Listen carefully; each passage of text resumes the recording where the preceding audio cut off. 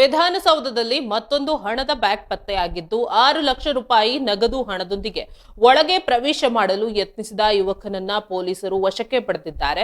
ಈ ಘಟನೆ ವಿಧಾನಸೌಧದ ಕೆಂಗಲ್ ಗೇಟ್ ಬಳಿ ನಡೆದಿದೆ. ವಿಧಾನಸೌಧದೊಳಗೆ ಪ್ರವೇಶ ಮಾಡಲು ಯತ್ನಿಸಿದ ವ್ಯಕ್ತಿಯ ಬ್ಯಾಗ್ ಅನ್ನ ತಪಾಸಣೆ ನಡೆಸಿದಾಗ 6 ಲಕ್ಷ ರೂಪಾಯಿ ನಗದು ಪತ್ತೆಯಾಗಿದೆ ಎಂದು ಪೊಲೀಸರು ತಿಳಿಸಿದ್ದಾರೆ.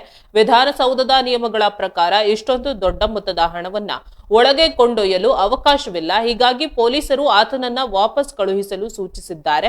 ಆದರೆ ತಾನು ಶಾಸಕರನ್ನ ಭೇಟಿಯಾಗಲು ಬಂದಿದ್ದೇನೆ ಮತ್ತು ಒಳಗೆ ಹೋಗಲೇಬೇಕು ಎಂದು ಯುವಕ ವಾದಿಸಿದ್ದಾನೆ.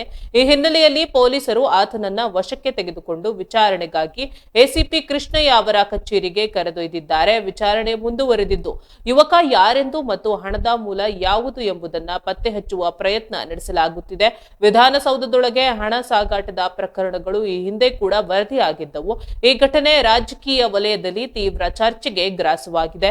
ಪೊಲೀಸರು ಪ್ರಕರಣದ ಕುರಿತು ಹೆಚ್ಚಿನ ಮಾಹಿತಿ ಕಲೆ ಹಾಕುತ್ತಿದ್ದಾರೆ.